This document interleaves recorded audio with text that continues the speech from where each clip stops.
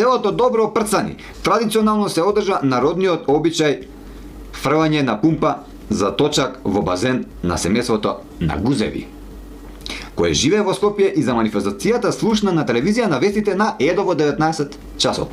Чекај. Нивната куќа, како и нивниот базен, се обично зимно време празни. Но црковниот одбор од селото Добро Прцани го полни базенот од Божиќ до Водици со нивната чешма во кујната, а сметката за вода ја смета како нивна црковна донација за овој свечен празник.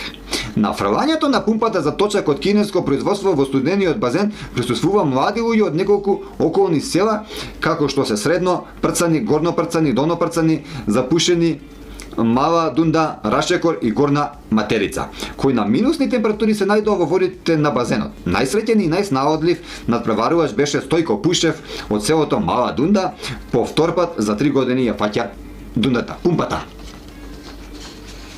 Со него беа и неговите другари кои благословени тргнаа со пумпата по селото за на секој домаќин да му донесат среќа, да му ги напумпаат гумите од точакот. А домаќинот пресреќен дека чукнале и на неговата врата да ги почасти кој со 50, кој со 100 денари, кој со варено јајце, кој со неварено. Нормално откако ќе целива пумпата, но строго кај цевчета.